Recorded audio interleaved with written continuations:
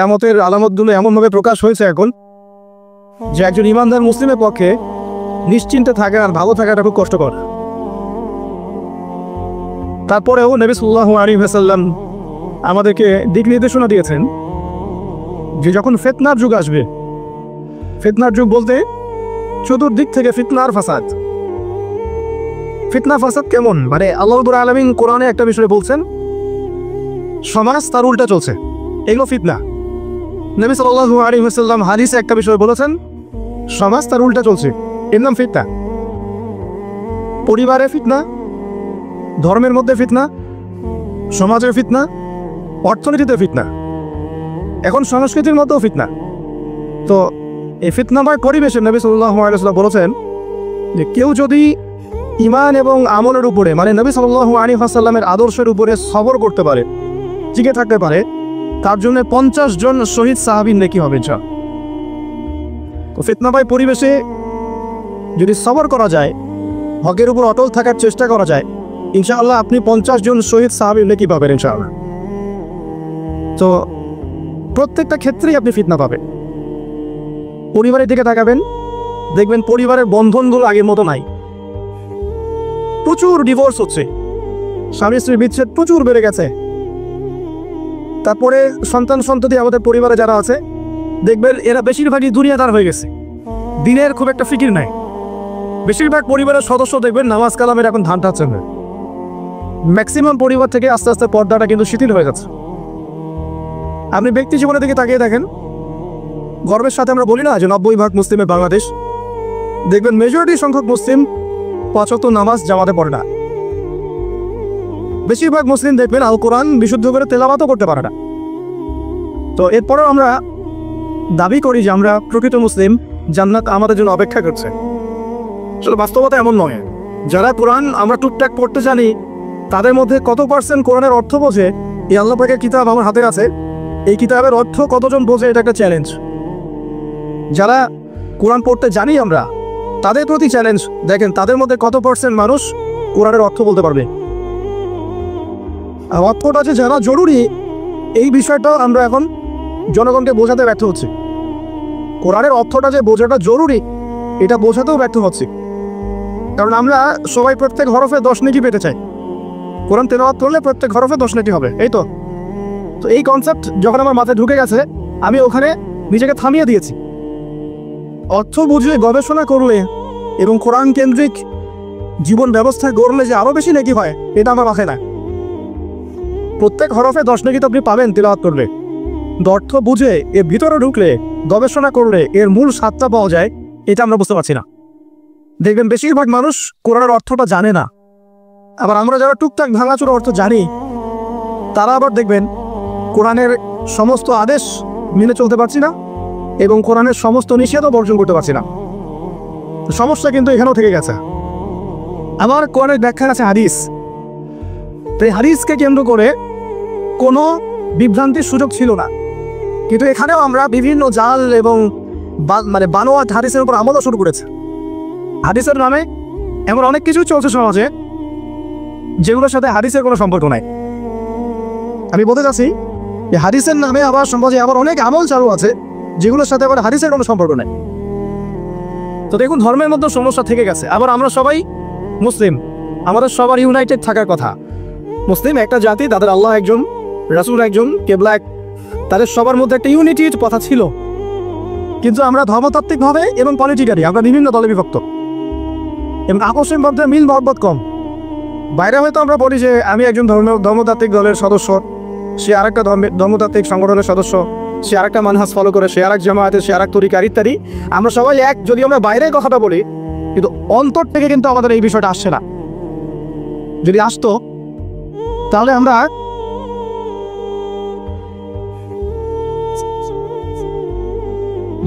ভিতর থেকেই ঐক্যবদ্ধ হতে পারতাম, তাহলে উম্মার আজকে এই অবস্থা হতো না। তো দেখুন, ধর্মকেন্দ্রিক অনেক প্রবলেম থেকে গেছে এখন। আবার আল্লাহ রাসূল সাল্লাল্লাহু আলাইহি ওয়াসাল্লাম হাদিসের মধ্যে এবং আল্লাহ পাক কোরআনের মধ্যে ধর্ম নিয়ে বাড়াবাড়ি করতে নিষেধ করেছেন। ধর্ম নিয়ে বাড়াবাড়ি করো না, তোমরা নিজেদের ধর্ম পালন করো। আমরা নিজের ধর্ম যতটা না পালন করি, অন্যের ধর্মের দিকে আঙ্গুলটা অত্যাচার বেশি তুলি। আমরা আগে নিজের রিলিজনটাকে ঠিকমতো পালন করি, দেখবেন সমাজ থেকেই পরিবর্তন হয়ে গেছে ইনশাআল্লাহ। তো আমি একটা ধর্ম পালন করি বলে অন্য ধর্মের মানুষের প্রতি বিদ্বেষ পোষণ করতে হবে বা তাদের উপর ঘৃণা মনোভাব প্রকাশ করতে হবে, এটা আল্লাহ পাক শেখান নাই, তার রাসূল শেখান নাই। আল্লাহ এবং তার রাসূল কি শিখিয়েছেন? ইসলামের সত্য বিষয়টাকে আপনি সবার সামনে উপস্থাপন করবেন, যার ইচ্ছা হবে সে কবুল করবে, যার ইচ্ছা হবে সে অস্বীকার, যার যার কবরের শেষে যাবে, যার যার হিসাব শেষে দিবে। চাপিয়ে দেওয়ার সিস্টেমটা ইসলামের মধ্যে নাই। এখন আসেন, পরিবারের আপনাকে ফেরদা কিছু বললাম, অর্থনীতির জীবনে যাবেন, ব্যবসা বাণিজ্যের মধ্যে যান, দেখেন বেশিরভাগ কালোবাজারি করছে, সিন্ডিকেট করছে, মজুদদা মাপে কম দিচ্ছে, জনগণকে ঠকাচ্ছে, করছে না? এগুলো পলিটিক্যাল ফিতনা, সরি এগুলো ইকোনমিক্যাল ফিতনা। তারপর আপনি আরো দেখবেন ইকোনমিক সেক্টরে রিবা ভর্তি, সুদ রিবা মানে কি? সুদ, রিবা দিয়ে ভর্তি, ঘুষ ছাড়া কাজ হচ্ছে না। ঠিক আছে, অন্যের সম্পদ আত্মসাৎ না করলে আমাদের পেটের ভাত হজম হচ্ছে না। তো এই যে দুর্নীতি বলেন, ঘুষ বলেন, রিবা বা সুদ বলেন, হ্যাঁ, তারপরে কালো বাজারি বলেন, কালো টাকা সাদা করার টেন্ডেন্সি বলেন, পাচার বলেন, সবগুলো অর্থনৈতিক ফিতনা। এগুলো হচ্ছে কি? অর্থনৈতিক ফিতনা। আর বিশ্বের ফিতনা তো পরে, ওটা তো বলার অপেক্ষা রাখে না। মানে বিশ্বের সবচেয়ে বড় ফিতনা ছিল দ্বিতীয় বিশ্বযুদ্ধ, তার আগে একটা হয়েছে প্রথম বিশ্বযুদ্ধ, যেখানে প্রায় কয়েক কোটি মানুষ মারা গেছে, আর সেকেন্ড ওয়ার্ল্ড ওয়ারে আরও বেশি মানুষ মারা গেছে। তো এখন বিশ্বকে ঠেলে দেওয়া হচ্ছে একটা থার্ড ওয়ার্ল্ড ওয়ারের দিকে, মানে যে কোনো সময় একটা তৃতীয় বিশ্বযুদ্ধের আশঙ্কা করছেন। এখনকার যারা মিলিটারি অ্যাফেয়ার্স নিয়ে পড়াশোনা করেন, ওয়ার্ল্ড অ্যাফেয়ার্স নিয়ে পড়াশোনা করেন, তারা এগুলো বলতে পারেন ভালো। বিশ্বকে একটা খাদ্য মন্দার দিকে ঠেলে দেওয়া হচ্ছে, বিশ্বকে একটা দুর্ভিক্ষের দিকে ঠেলে দেওয়া হচ্ছে, এবং মহামারীর মধ্যে দিয়ে অলরেডি কিন্তু আমাদের বিভিন্ন দেশের ইকোনমিক অবস্থা ভালো না। তার উপরে খাদ্য সংকট, তার উপরে যে বৈশ্বিক যুদ্ধগুলো, আমদানি রপ্তানি বন্ধ হয়ে যাচ্ছে, তেল গ্যাসের দাম বেড়ে যাচ্ছে, জনগণ হাহাকার করছে। এই পলিটিক্যাল গ্লোবাল অ্যাফেয়ার্স ও ফিতনা এগুলা। তাহলে এই জন্যই প্রথমে একটা কথা বললাম যে ফিতনামা একটা পরিবেশে একজন মুমিন যার অন্তর্দৃষ্টি আছে, যে কোরআন এবং সুন্নাহ দিয়ে এই বিশ্বের এই রহস্যগুলো উদ্ঘাটন করতে পারে, সে ভালো থাকতে পারে না। তার মনটা সবসময় কিন্তু মানে বেকুল থাকবে যে কিভাবে এইসব সমস্যা থেকে নিজে উত্তরণের পথ খুঁজতে পারি, আর আমার পরিবারকে বাঁচাতে পারি, আর আমার জনগণকে বাঁচাতে পারি। আর যদি আপনি আত্মকেন্দ্রিক হন, স্বার্থপর হন, তাহলে নিজের চটকে তেল দিবেন, নিজে ভালো থাকলেই বাকের নাম। তো দেখুন, এই জামানার কথাই নবীজি বলছেন সাল্লাল্লাহু আলাইহি ওয়াসাল্লাম, তোমাদের সামনে এমন একটা যুগ আসছে, নবীজি বলছেন জামানা সাবরিন, কঠিন জামানা, যে জামানা ঈমান নিয়ে চলাটা হবে হাতের মধ্যে আগুন নিয়ে চলার দরকার। নবীজি বলছেন ওই সময়ে সাহাবী জিজ্ঞাসা করছেন, ইয়া রাসূলুল্লাহ, আমি ওই সময় কি করব? ওই সময় আমি কি করব? আমাকে কি পরামর্শ দিচ্ছেন? নবী সাল্লাল্লাহু আলাইহি ওয়াসাল্লাম বলছেন, হে আমর ইবনে আস, তুমি ওই সময়ে বাড়িতে অবস্থান করো, বাসায় থাকো, বিনা প্রয়োজনে বাড়ির বাইরে এসো না। ওই সময় তুমি নিজের পাপের জন্য আল্লাহর কাছে ক্রন্দন করতে থাকো, বিনা প্রয়োজনে বাড়ির থেকে বের হয়েও না। আর মানুষের সাথে এত বেশি মেলামেশা করো না, নিজে তোমার আমল, তোমার গুনাহ নিয়ে ব্যস্ত থাকো, তোমার পাপের জন্য আল্লাহর কাছে কান্নাকাটি করো, ইনশাআল্লাহ তুমি নাজাত পেয়ে যাও। এটা একটা অপশন, ফিতনাময় পরিবেশে আপনি কিভাবে বাঁচবেন, এটা একটা অপশন। আর একটা হাদিসে কি নবী সাল্লাল্লাহু আলাইহি ওয়াসাল্লাম বলছেন যে যখন এমন ফিতনাময় পরিবেশ আসবে, তখন যদি তোমরা এই আমর বিল মারুফ নাহি আনিল মুনকার, সৎ কাজের আদেশ, অসৎ কাজের নিষেধ, আমার সুন্নতের উপর অটল থাকতে পারো, তাহলে তোমরা 50 জন শহীদের নেকি পাবি। সাহাবায়ে কেরাম বলছেন, ইয়া রাসূলুল্লাহ, আমিনহুম আও মিন্না, তাদের মধ্যে 50 জন নাকি আমাদের মধ্যে 50 জন শহীদ? নবী করিম সাল্লাল্লাহু আলাইহি ওয়াসাল্লাম বলছেন, বাল মিনকুম, বরং তোমাদের মধ্যে 50 জন। এটা অপশন নাম্বার 2। একটি বললাম, আপনি নিজেকে নিয়ে ব্যস্ত থাকেন, বাসায় থাকেন, বিনা প্রয়োজনে বাড়ি থেকে বের হয় না, মানুষের সাথে কম মেলামেশা করেন, এবং নিজের পাপের জন্য আল্লাহর কাছে কান্নাকাটি করেন, নিজের আমল নামা নিয়ে ব্যস্ত থাকেন, ইনশাআল্লাহ নাজাত পাবেন। 2 নম্বর, যদি আপনার কাছে আরও বেশি যোগ্যতা থাকে এবং আপনি আরও বেশি সাহসী হন এবং আপনি উম্মার দেশের জনগণের কল্যাণ কামনা করেন, তাহলে অন্যদেরকেও এই ফিতনাময় পরিবেশে টিকে থাকার ফর্মুলা বলে দেয়। এখানে সবর করেন, আমর বিল মারুফ নাহি আনিল মুনকারের কাজ করেন, আল্লাহ পাক আপনাকে ইনশাআল্লাহ 50 জন শহীদ সাহাবী ডেকে দিবেন। আরও অপশন আছে। কি অপশন? ওই যে আসহাবুল কাহফ কি করেছিল, একটা ফিতনাময় পরিবেশ থেকে নিজেরা আস্তে করে সরে গিয়েছে। যখন আপনি পরিবেশকে পরিবর্তন করতে পারছেন না, দাওয়াত দিয়েও কোনো কাজ হচ্ছে না, মানুষ কথাই শুনছে না, জুলুম নির্যাতন বাড়তেই আছে, টিকে থাকা মুশকিল, তখন তাদের হিসাবের দায়িত্ব আল্লাহর উপর ছেড়ে দেন, আপনি ওখান থেকে ডিসকানেক্টেড হয়ে যান। এটা একটা অপশন। এই অপশন বেছে নিয়েছেন ইব্রাহিম আলাইহিস সালাম, তার বাবাকে বুঝিয়েছেন, কাজ হয়নি, চলে গেছেন। এই অপশন বেছে নিয়েছিল আসহাবুল কাহফ। সবাইকে বোঝাচ্ছে কাজ হচ্ছে না, রাস্তায় করে চলে গিয়ে গুহার মধ্যে আটকা রাখা শুরু করেছে।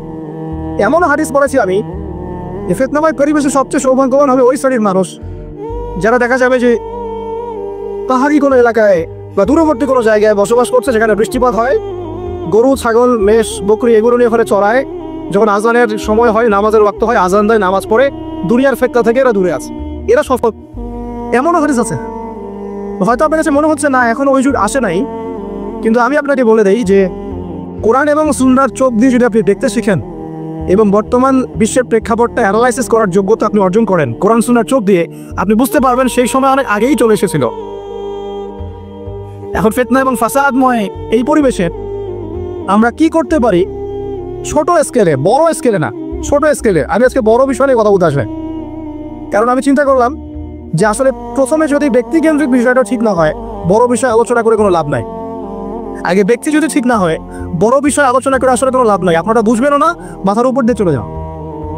এখন গ্লোবাল অ্যাফেয়ার্স নিয়ে কথা বলে খুব একটা ফায়দা নাই আপনাদের। এখন ইকোনমিক পুরো এই ভিত্তিক সিস্টেম আপনি চেঞ্জ করতে পারবেন না, এবং পুরো যে তাগুতি ব্যবস্থা আপনি চেঞ্জ করতে পারবেন না। আপনি কি করতে পারবেন? আপনি নিজেকে পরিবর্তন করতে পারবেন, আপনার পরিবারকে পরিবর্তন করতে পারবেন। এতটুকু আপনার পক্ষে এখন পর্যন্ত সহজ, ঠিক না? ঠিক কথা। এটা আপনি এখন করতে পারবেন। তো এটার ফর্মুলা কি? ফর্মুলা ঘাটতে গিয়ে আল্লাহ পাক আমার মাথার মধ্যে একটা হাদিস নিয়ে এসে দিলেন। কারণ আমি বিশ্বাস করি যে আপনারা বলছেন মওলানা আল্লামা, আমি আসলে এমন কিছু নয়, এই কথাগুলো আসলে আমার সাথে যায় না।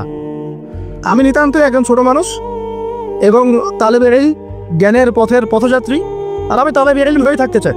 আমি মুফতি পাই, আমি মুহাদ্দিস মুফাসসির বা যে শব্দগুলো আপনারা বলছেন, এমন কিছুই নাই। আসলে কি আমাদের মাঠে আমি জান্নাতে যেতে পারবো কিনা আমি নিজেই জানি না। যখন কোনো মানুষ নিজেকে অনেক বড় বড় করা শুরু করবে, বুঝে নিবেন সেই ইবলিসের আনুগত্য করা শুরু করেছে। কারণ ইবলিস বলেছিল আমি খলাকতুনি মিন নার ওয়া খলাকতুহু মিন তিন, আমাকে সৃষ্টি করেছেন আগুন দিয়ে, আদমকে সৃষ্টি করেছেন মাটি দিয়ে, আমি কেন আদমকে সিজদা করতে যাব? তো এটা ইবলিসের চরিত্র, আবা ওয়াস্তাকবার, সে উদ্ধত হয় এবং অহংকার প্রদর্শন করে। তা আমি মনে করি যে আমি কিছু বলি না, আল্লাহ রাব্বুল আলামিন আমাকে বলার তৌফিক দেন মাত্র, আলহামদুলিল্লাহ। তা আমার মাথায় একটা হাদিস আসছে, সকাল থেকে ঘুরছে। সেটা হচ্ছে, দেখুন, বারা ইবনে আযিব রাদিয়াল্লাহু আনহু থেকে বর্ণিত হাদিসটা আসছে এবং হাদিসটা বিশুদ্ধ। এখান থেকে আমি বড় আলোচনা যাচ্ছে যে একদিন আনসার মানুষদের মধ্যে, আনসার কারা? আমাদের আনসার ভাই নেই আনসার কারা? যারা মুহাজির সাহাবীদেরকে আশ্রয় দিয়েছিল মদিনায়, তাদেরকে কি বলা হয়? আনসার। তাহলে শব্দটা সুন্দর না? তাহলে আমাদের বাহিনীর নামটাও সুন্দর মাশাআল্লাহ। তো আনসার সাহাবীদের মধ্যে একজন ইন্তেকাল করেছেন, ইন্না লিল্লাহি ওয়া ইন্না ইলাইহি রাজিউন। এখন তাকে দাফন করা হচ্ছে, আর নবী সাল্লাল্লাহু আলাইহি ওয়াসাল্লাম কবরের পাশে চুপ করে বসে পড়লেন। কার বসা দেখা দেখি বাকি সাহাবীরাও তাকে ঘিরে গোল করে বসে পড়বে। তারা বলছেন, আমি এমন ভাবে এখানে বসেছিলাম যেন আমাদের মাথার উপরে পাখি এসে বসতে পারে, চুপচাপ, কোনো নড়াচড়া নাই। দেখেন রাসূলের সাথে বসার সুন্নত, দেখেন কোরআন এবং হাদিসের মাহফিলে বসার কিন্তু সুন্নত আছে। এখানে বসে দুনিয়াবি এত গল্প গুজব করা যাবে না, এই মোবাইল টোবাইল হাবি জাবি নিয়ে এত ব্যস্ত থাকা যাবে না, দিলের কান দিয়ে শুনতে হবে, ঠিক আছে? আদব আছে, না হলে কথা আপনার উপর কাসির করবে না। তারা এমনভাবে বসেছিলেন যেন মাথার উপরে পাখি বসতে পারে, সুবহানাল্লাহ। এবার নবী করিম সাল্লাল্লাহু আলাইহি ওয়াসাল্লাম বলছেন যে যখন মাইয়িতকে কবরে শোয়ানো হয়, তখন সে তাকে দাফন করে যাওয়া ব্যক্তিদের হাঁটার খসখস আওয়াজ শুনতে পায়। এরপরে তাকে যখন শুইয়ে দেওয়া হয়, সে যদি মুমিন ব্যক্তি হয় তাহলে তার মাথার দিকে তার সালাত এসে দাঁড়িয়ে যায়। দুনিয়াতে আপনি যে নামাজগুলো করেছেন, আমি যে নামাজগুলো পড়ছি, এগুলো মাথার দিকে দাঁড়িয়ে যায়। ডান দিকে চলে আসে তার সওম, সওম মানে কি? রোজা। বাম দিকে চলে আসে যাকাত, যাকাত মানে কি? যাকাতের সাথে তো আমরা পরিচিত নই। আমরা ওই যে রাস্তাঘাটে যে দান খয়রাতগুলো ওঠানো হয়, এগুলোর সাথে খুব পরিচিত, তাই না? কত টাকা কত পয়সা তিনি গান করে আর টাকা কালেকশন করে না। অনেক সময় দেখা যায় রাস্তায় যাচ্ছি হবে গাড়ি নিয়ে, তাহলে গাড়ির সঙ্গে এসে উমরি খেয়ে পড়বে টাকা নিয়ে। এইভাবে টাকা কালেকশন করতে কে শিখিয়েছে ইসলামে? আর আমরা অনেক সময় ছোট ছোট বাচ্চাদেরকে দিয়ে, মাদ্রাসা ছোট ছোট বাচ্চাদেরকে টাকা কালেকশন করাই। এটা ঠিক না। কেন ঠিক না জানেন? ছোটবেলা থেকেই ওর ব্যক্তিত্ব নষ্ট হচ্ছে। এই হাতটা উত্তম না এই হাতটা উত্তম, উপরের হাত উত্তম নিচের হাত উত্তম। তো ছোটবেলা থেকে সে নিচের হাতে অভ্যস্ত হচ্ছে।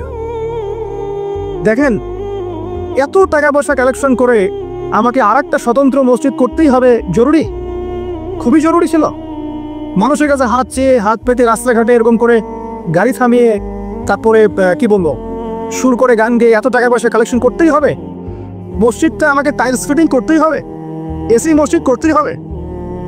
আমরা এমনও মসজিদ রংপুরে দেখেছি 10 বছরেও টাকা কালেকশন শেষ হয় নাই, 10 বছর ধরে কালেকশন হচ্ছে। আমি ছোটবেলা থেকে দেখছি কালেকশন হচ্ছে, সে বুঝলেন তো? এগুলো আমাদের ব্যক্তিত্ব নষ্ট করে। মুসলিমরা উপরের হাতের মালিক, সারা বিশ্ব আমরা একসময় চালিয়েছি। এই পশ্চিমা সভ্যতা আমাদেরকে কি শিখায়? সারা বিশ্ব আমরা চালিয়েছি। এই আপনার উমাইয়া খেলাফতের সময়ও কর্ডোভায় আব্দুর রহমানের যে শাসন ছিল, কর্ডোভা, স্পেন, পর্তুগাল, এই পুরো জায়গাগুলো পশ্চিমা বিশ্বে এগুলো মুসলিমরা শাসন করেছে প্রায় 500-600 বছর। ইতিহাস তো আমরা জানিও না, পড়িও না, ভুলে গেছি। ইতিহাস পড়তে হয়। হিস্ট্রি ঘাটলে দেখবেন রাসূল সাল্লাল্লাহু আলাইহি ওয়াসাল্লামের 23 বছরের নববী যুগ, স্বর্ণযুগ, তারপর আবু বকর সিদ্দিকের খেলাফত, তারপর উমর ইবনে খাত্তাবের খেলাফত, আবু বকর সিদ্দিকের 2 বছর বা 2.5 বছর, উমর রাদিয়াল্লাহু আনহুর প্রায় 10 বছর, তারপর উসমান রাদিয়াল্লাহু আনহুর 12 বছর, আলী রাদিয়াল্লাহু আনহুর প্রায় 2.5 বছর, তারপরে হাসান রাদিয়াল্লাহু আনহুর 6 মাস। এরপরে উমাইয়া খেলাফত শুরু হলো মুয়াবিয়া রাদিয়াল্লাহু আনহুর হাতে, প্রায় 20 বছর। উমাইয়ারা শাসন করেছে প্রায় 90 থেকে 100 বছর। তারপর জাদ নদীর যুদ্ধে উমাইয়া আব্বাসীয়রা একে অপরের সাথে যুদ্ধ করেছে, করে উমাইয়ারা পরাজিত হয়ে আব্বাসীয়রা ক্ষমতায় গিয়েছে। ক্ষমতায় গিয়ে তারা প্রায় শাসন করেছে প্রায় 550 বছর। এদিকে উমাইয়াদের মধ্যে যারা পরাজিত হয়েছে ওরা চলে গিয়ে কর্ডোভা, আন্দালুসিয়া ওই দিকে খেলাফত কায়েম করেছে। তারপরে আবার এদিকে ফাতেমি খেলাফত ছিল, উসমানীয় খেলাফত ছিল, তারপরে মিশরে তুরুলি একটা রাজবংশ ছিল, আমাদের সাবকন্টিনেন্টে মোগলরা ছিল, সারা বিশ্বে আমরাই ছিলাম। ইতিহাস তো ভুলে গেছে। তা আমরা সবসময় উপরের হাত ছিলাম, উপরের হাত আমরা দিতাম মানুষ নিকো। আর এখন কি আছে? আমরা এখানে আমরা চাই মানুষ দেয়, আর ওরা কি এমনি দেয়? ওরা চড়া সুদ দিবে না? ওয়ার্ল্ড ব্যাংকে যান লোন নিতে, চড়া সুদ। এই সুদ শোধ করতে গিয়ে বিভিন্ন দেশ শ্রীলঙ্কা হয়ে যাচ্ছে। সুদ তো শোধ করতে এমনি তো আপনাকে আর দিবে না। এই সুদটা শোধ করতে গিয়ে আমাদের জিনিসপত্রের দাম বেড়ে যাবে, তারপরে দেখবেন জনগণের উপর কর বেড়ে যাবে, অনেক প্রবলেম। আর এই প্রবলেমগুলো ফেস করতে হবে কি কারণে? রিবা বা সুদের কারণে। তো এই যে বলছি, দেখেন ছোটবেলা থেকেই যে আমরা নিচের হাতে অভ্যস্ত হচ্ছি, এটা ত্যাগ করতে হবে। ব্যক্তিত্বের পরিচয় দেয়। এত টাকা পয়সা চেয়ে প্রতিষ্ঠান করার দরকার নেই। আমার জমি আছে 1 বিঘা, আমি প্রতিষ্ঠান করতে চাই। আপনার 2 বিঘা আপনি করেন, যার সামর্থ্য আছে সে করবে, সামর্থ্য নেই করার দরকার না। আর একটা মসজিদ যদি কবুল হয়, একটা মসজিদ একটা জেলার জন্য যথেষ্ট। একটা মসজিদ নববী থেকে নবী সাল্লাল্লাহু আলাইহি ওয়াসাল্লাম সারা দুনিয়া শাসন করেছে। আর আমাদের নাম কোটি কোটি মসজিদ বাংলাদেশে। এই যুগের কথা নবীজি বলেছেন, যে যুগে মসজিদগুলো চাকচিক্যময় হবে, মসজিদগুলো কি হবে? চাকচিক্যময় হবে, হেদায়েত উঠে যাবে, এবং মসজিদের মধ্যে সরগর হট্টগোল বেড়ে যাবে। দেখেন না মসজিদে হট্টগোল বেড়ে গেছে না? এটা সেই যুগ। তো যেটা বলছিলাম প্রিয় ভাইরা, যে নিচের হাতে অভ্যস্ত না, উপরের হাতে অভ্যস্ত হতে হবে। এই কারণে এই যে একটা হাদিসের কথা শুরু করলাম, যে আনসার সাহাবী কারা ছিল? যারা মুহাজির সাহাবীদেরকে আশ্রয় দিয়েছে। এখন এই সাহাবীদের মধ্যে একজন ইন্তেকাল করেছেন, তার লাশ যখন রাখা হচ্ছে তখন নবীজি বলছেন মাথার দিকে মাইয়াতের আসে কি? সালাত। সালাত মানে কি? নামাজ। 5 ওয়াক্ত নামাজ আজকে থেকে ছাড়বেন? ওয়াদা করেন আজকে থেকে 5 ওয়াক্ত নামাজ ছাড়বেন ইনশাআল্লাহ। একটা হাদিস আমি বলি, মান তারাকা সালাতান মুতাআম্মিদান ফাকাদ কাফারা, মান তারাকা সালাতান মুতাআম্মিদান ফাকাদ কাফারা। আবার শুনেন, قال رسول الله صلى الله عليه وسلم من ترك صلاة متعمدا فقد كفر। মুয়াজ বিন জাবাল রাদিয়াল্লাহু আনহু নবীজি বলেছেন, মান তারাকা সালাতান মুতাআম্মিদান ফাকাদ বারিয়াত মিন জিম্মাতিল্লাহ। যে ব্যক্তি নিজের উপর ফরজ নামাজ ছেড়ে দিল, সে কুফরি করলো। মুয়াজ বিন জাবালকে নবী সাল্লাল্লাহু আলাইহি ওয়াসাল্লাম বলছেন, যে ব্যক্তি ফরজ নামাজ ইচ্ছা করে ছেড়ে দিল, সে ব্যক্তি আল্লাহর জিম্মা থেকে মুক্ত হয়ে গেল। নামাজ ছাড়বেন প্রিয় ভাই, জামাতের সাথে ইনশাআল্লাহ। আল্লাহ আমাকে তৌফিক দেখ, আপনাদের সবাইকে তৌফিক দান করুন। জামাত যদি না পান একা পড়ে নেবেন, ঠিক আছে? যদি ঘুমিয়ে থাকেন ঘুম থেকে উঠে পড়বেন, ভুলে গেছেন যখন মনে হবে তখন পড়বেন। অজু করার পানি নাই, কি করবেন? তায়াম্মুম করবেন। তায়াম্মুমেরও কিছু নাই, আপনার কোনো কাপড়ই নাই, সাতর ঢাকার কোনো কাপড়ই নাই, কি করবেন? বসে বসে নামাজ, ওই অবস্থাতে। এটা কোনো মাফ নাই। মানে আপনার অজু করার কোনো পানি নাই, তায়াম্মুমের কিছুই নাই, কাপড়ও নাই সাতরে, তখনও নগ্ন হয়ে বসেই নামাজ পড়তেন, মাফ নাই। যখন শোয়ানো হবে মাথা থেকে কি থাকবে? সালাত। তাহলে আমরা যারা ফরজ সালাত এখন আদায় করছি না, আজকে তওবা করেন, বলে আস্তাগফিরুল্লাহ আল্লাযী লা ইলাহা ইল্লা হুয়াল হাইয়ুল কাইয়্যুম ওয়া আতুবু ইলাইহি। হে আল্লাহ, আমরা তওবা করছি, সারা জীবনে যত নামাজ পড়ি নাই এই সমস্ত নামাজ না পড়ার পাপ থেকে তোমার কাছে তওবা করছি। ঠিক আছে, এটা আস্তাগফিরুল্লাহর অর্থ নয়, আমি বাংলায় বললাম। আর যদি নামাজ কাজা করে আদায় করে দিতে পারেন আলহামদুলিল্লাহ, খুবই ভালো হয়। যদি নাও পারেন তাও এখন থেকে আর কোনো নামাজ বাদ দিয়ে না, আর বেশি বেশি নফল নামাজ পড়ার চেষ্টা করে। আল্লাহ পাক তৌফিক রাখো। আসুন, তারপরে ডান থেকে কি সওম। সওম মানে কি? রোজা। রমজান মাসে রোজা রাখি সবাই তো মাশাআল্লাহ, আলহামদুলিল্লাহ। রমজান মাসে সওম রাখার পাশাপাশি বেশি বেশি নফল সওম রাখার ব্যাপারে অভ্যস্ত হওয়ার চেষ্টা করতে। সবচেয়ে সেরা সওমগুলো হচ্ছে মাসের 3 দিন, আইয়ামে বীজের সওম, চাঁদের 13, 14 এবং 15 তারিখ। আর সপ্তাহে 2 দিন, সেটা হলো বৃহস্পতিবার এবং কি সোমবার। আল্লাহ পাক তৌফিক দান করুন, আমিন। এছাড়া আরাফার সওম আছে, আশুরার সওম আছে, ঠিক আছে। জিলহজ মাসের প্রথম 10 দিন রাখতে পারেন ইত্যাদি। এবার বাম দিকে কি যাকাত, যেটা বলছিলাম যাকাতের সাথে আমরা এটা পরিচিত নই, অথচ যাকাত একটা ফরজ ইবাদত। কেউ যদি নামাজ এবং যাকাতের মধ্যে পার্থক্য করে সে ব্যক্তি কাফির হয়ে যাবে। কেউ যদি মনে করে নামাজ আমি মানি যাকাত আমি মানি না, তাহলে কাফির হয়ে যাবে। নিসাব পরিমাণ সম্পদ হলে প্রত্যেক মুসলিমের উপর যাকাত ফরজ, ঠিক আছে। এবং এই যাকাতই হচ্ছে আপনার ইসলামিক অর্থনীতির মূল ভিত্তি। যাকাত হচ্ছে ইসলামিক অর্থনীতি কি মূল ভিত্তি। এই টিকটক পর্যন্ত রেখে দেবে সরব, এই মোবাইল নিয়ে যারা ব্যস্ত আছে এখান থেকে সরব, আলোচনায় কনসেন্ট্রেশন নষ্ট করবো না। কোনটা পরিবেশ নষ্ট করতে আসো কেন? দিনের কথা শুনতে যদি আসতে পারো তাহলে আসবো, আদারওয়াইজ আসার দরকার নাই। এখানে কথা হচ্ছে আল্লাহ এবং রাসূলের, তুমি কথা বলতেছো পাশে, আল্লাহ এবং রাসূলের কথা হচ্ছে, এখানে তুমি কথা বলো করে সমস্যা। সূরা হুজুরাতে আল্লাহ রাসূল সাল্লাল্লাহু আলাইহি ওয়াসাল্লাম, সূরা হুজুরাতে আল্লাহ পাক বলেছেন যে রাসূলের কথার উপরে কেউ যদি জোরে কথা বলে তার আমলনামা নষ্ট হয়ে যায়। রাসূল কথা বলছেন, তার উপরে যদি জোরে কেউ কথা বলে আমলনামা নষ্ট হয়ে যায়। আর এই মাহফিলগুলোতে আল্লাহ এবং তার রাসূলের কথা হয় না, এখানে কি যা ইচ্ছাতে কথা বলা যাবে? যদি কোনো প্রয়োজন থাকে মাহফিল শেষ হবে তারপর কথা বলবে। এই আদবগুলো না শিখতে পারলে মাহফিলের বরকত থাকে না। আর মোবাইলটা যে আমাদের কি করে দিল ভাই, মানে পুরো কমন সেন্স, হিউম্যান বিহেভিয়ার সব নষ্ট করে ফেলছে। বসে আছেন চুপচাপ, মানে এমন হয় ফোনটা বের করছে, মানে অস্ত্র বের করছে, ফোন বের করে খালাস করে মুখের সামনে ফোনটা। অনুমতিরও প্রয়োজন নাই যে ভাই একটা ছবি কি নিব, পারমিশনেরও দরকার। মানে ম্যানার্স কমন সেন্স নষ্ট করে ফেলছে। আগে মুসলিমদের সাথে 2টা জিনিস থাকতো। যখন মুসলিমরা সারা বিশ্বকে নেতৃত্ব দিয়েছে তখন ডান দিকে একটা বড় তরবাল থাকতো আর বাম দিকে একটা ছোট খঞ্জর থাকতো, জানেন? এই মোগল আমলেও দেখবেন, নবাব সিরাজউদ্দৌলাদের আমলেও দেখবেন, ডান পাশে একটা বড় সৌর থাকতো আর বাম পাশে থাকতো একটা ছোট খঞ্জর। ওই দুটো জায়গায় এখন স্থান নিয়েছে, ডান পকেটে একটা বড় স্মার্টফোন আর বাম পকেটে ছোট একটা কথা বলা ফোন। মানসিকভাবে আমরা সুস্থ নই এখন। আল্লাহ পাক আমাদেরকে বোঝার তৌফিক দেখ। কথাগুলো আঘাত করার জন্য বলছি না, আমি কথাগুলো বলছি এই কারণে যে আমাদের এই যুব সমাজকে নিয়ে আমাদের অনেক আশা। যুবকরা ইসলাম শিখবে, এলেম শিখবে, আমল করবে, ইনশাআল্লাহ আগামী দিনে এই জাতিকে নেতৃত্ব দিবে।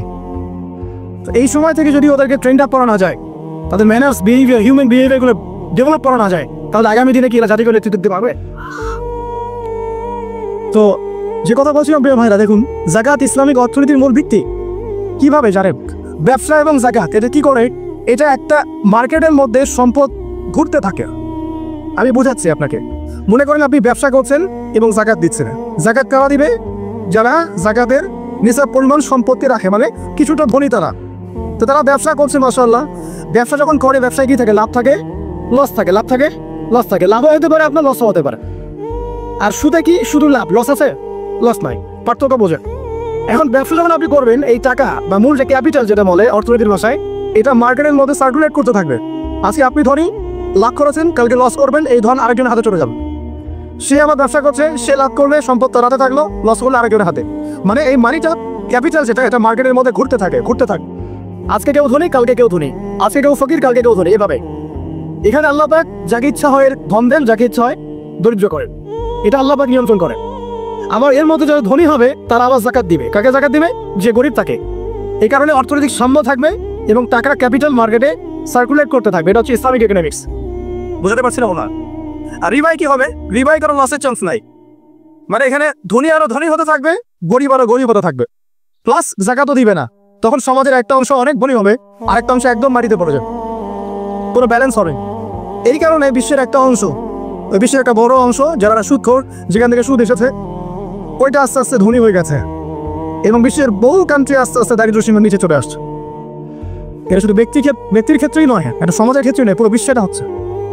তো এই হলো রিবা এবং ব্যবসা ভিত্তিক জাকাত ভিত্তিক ইকোনমিক সিস্টেমের পার্থক্য, বেসিক ডিফারেন্স। রিবার মধ্যে আল্লাহ পাক তার হাত উঠিয়ে নেন, আল্লাহ পাক সেখানে আর ইন্টারফেয়ার করেন না। ঠিক আছে, সুদ খাচ্ছ, তুমি তোমার মতো চললে। আর ব্যবসা ভিত্তিক ইকোনমিক্স চললে আল্লাহ পাক সেখানে কাউকে ধন দিবেন, কারো কাছ থেকে দিবেন। আপনার ধন নিয়ে আমাকে দিবেন, আমার ধন নিয়ে আপনাকে দিন। আমি যদি ধনী হই, আমি আবার জাকাত দিব, সেই জাকাতের টাকা আবার আপনার হাতে যাও, কেউ না খেয়ে। তো সামনে এই যে বলা হচ্ছে 2023 সাল, শুধু 23 সাল না, আমার অবজারভেশন 2026-27 পর্যন্ত একটা অর্থনৈতিক মন্দা চলতে পারে। আমি বলবে কিছু কিছু লোক যে ভবিষ্যৎবাণী করতে চাও, এটা ভবিষ্যৎবাণী নয়। আপনি বর্তমান সম্পর্কে খবর রাখেন না বলেই বর্তমানকে আপনার ভবিষ্যৎ মনে হচ্ছে। আমাদের অনারেবল মিনিস্টার যারা আছেন ওদেরকে জিজ্ঞাসা কর, তাদেরকে জিজ্ঞাসা কর, তারাও বলছেন যে 2023 সাল থেকে 26 সাল খাদ্য মন্দার মধ্যে যাও। দেখেন নাই, তারাও এই কথা বলছেন, কারণ তারা বুঝতে পারছেন ওয়ার্ল্ডের অবস্থা ভালো না। এখানে একটা সলিউশন বলছে, ইচ্ছা হলে আপনি গ্রহণ করতে পারেন, ইচ্ছা হলে নাও করতে পারেন। আমার তো চাপিয়ে দেওয়ার কোনো ক্ষমতা নাই। ফায়দাক্কির ইন মানিতা মুযাক্কির, আপনি শুধু উপদেশদাতা। লাস্তা আলাইহিম বিমুসাইতির, আপনি কারো প্রতি দারোগা নন। কি উপদেশ? এই যে জাকাত, যেটা জাকাত, আমাদের জাকাত যেটা আসে, এটাকে একটু বড় পরিসরে কালেক্ট করার চেষ্টা করতে হবে। কোনো যদি আমরা সুষ্ঠু বন্টন করতে পারি গরিবদের মাঝখানে, ইনশাআল্লাহ কেউ খাদ্য অভাবে মারা যাবে না ইনশাআল্লাহ। আল্লাহ পাক আমাদেরকে বোঝার তৌফিক দান। এর পাশাপাশি তারা যেটা বলেছেন, ইকোনমিক্স সেকশনের লিডার যারা আছে তারা যেটা বলছেন, এটা ঠিক বলছেন। তারা বলছেন কৃষিভিত্তিক অর্থনীতির কথা বলছেন, এটার সাথে আমি 100% একমত। কারণ আল্লাহ পাকের কোরআন, এই কোরআনের মধ্যে বেশিরভাগ যে অর্থনীতির কথা এসেছে তা হচ্ছে কৃষিভিত্তিক অর্থনীতি। এটা কি জানেন? হয়তো জানেন না। কোরআনে যত ইকোনমিক সিস্টেমের কথা আসছে তার মধ্যে সবচেয়ে বেশি এসেছে কৃষিভিত্তিক অর্থনীতির কথা, তারপর ব্যবসা এবং জাকাত। অতএব তারা ঠিকই বলেছেন, দেশের যারা ইকোনমিক সেকশনে গবেষণা করছেন তারা ঠিক কথাই বলেছেন যে কৃষিভিত্তিক অর্থনীতি হচ্ছে আমাদের অর্থনৈতিক মন্দা দূর করার অন্যতম উপায়। ঠিক বলেছেন, আমি একমত। তো জাকাত যেটা কথা বলছিলাম, বান থেকে জাকাত আসবে, তো জাকাত আমরা দিব তো ইনশাল্লাহ ভাই। যাদের শোনেন, বাংলাদেশে এমন অনেক শিল্পপতি আছে যাদের একজনের জাকাতের টাকা দিয়ে একটা গ্রাম চলতে পারে। আর জাকাতের টাকা কিন্তু শুধু এক বছরে আসবে না, প্রতি বছরেই ঘুরে ঘুরে আসবে। মনে করেন যে আপনাদের এলাকার মধ্যে অনেক বিত্তশালী আছেন, আমি দোয়া করি মন থেকে আল্লাহ পাক বিত্তশালীদের অন্তরটাকে নরম করে দিক এবং ওসমান রাদিয়াল্লাহু আনহুর মতো দানশীল করে দিক। আমরা দোয়া করি, আমরা কারো খারাপ চাবো, সবার জন্য হেদায়েতে দোয়া করব। টাকা থাকতে তো সমস্যা নাই, কিন্তু টাকা থেকে যে ওসমান রাদিয়াল্লাহু আনহু হতে না পারলাম তাহলে সমস্যা। টাকা থাকতে কোনো সমস্যা নাই, ধন আপনাকে আল্লাহ দিতেই পারে। এই ধনটাকে উসমান গনি রাদিয়াল্লাহু আনহুর মতো আল্লাহর পথে বিতরণ করে দেন, ইনশাআল্লাহ আল্লাহ পাক আপনাকে জান্নাতুল ফিরদৌস দান করবেন। তো অনুরোধ থাকবে, দেখেন আপনারা যদি একটা এলাকার জাকাত কালেক্ট করতে পারেন, মনে করেন কথার কথা এখানে কিছু মেয়ে আছে যারা খারাপ পথে বা আমারই আছে, আমার কথা বুঝতে পারছেন? আচ্ছা, এরকম পল্লী অনেক জায়গায় আছে না? এক বছরের জাকাতের টাকা দিয়ে সমস্ত যৌনপল্লীর মেয়েদেরকে কাজ দেওয়া সম্ভব, কর্মে আনা সম্ভব। ওদেরকে কাজের ব্যবস্থা করে দেন, ওরা কখনোই এই সেক্স ওয়ার্কারের কাজ করবে না ইনশাআল্লাহ। কোনো মেয়েই এই কাজ করতে চায় না, আমার মতে কোনো মেয়েই চায় না যে ইজ্জত বিক্রি করে খাবো। কোনো মেয়ে চাবে? কখনো চাবে না। ওকে আপনি ভালো কাজের ব্যবস্থা করে দেন, এই জাকাতের টাকা দিয়ে, দেখবেন ইনশাআল্লাহ সেই খারাপ পথ ছেড়ে দিয়েছে। অনেক দেখবেন দরিদ্র মানুষ আছে যে পড়াশোনা করার কোনো সুযোগ নাই, টাকা পয়সা, পড়াশোনা করতে চায় কিন্তু টাকা পয়সা নাই, দিনের জ্ঞান অর্জন করতে চায়, দেশকে কিছু দিতে চায়, টাকা নাই। তাকে আমরা হেল্প করতে পারি না? পারি।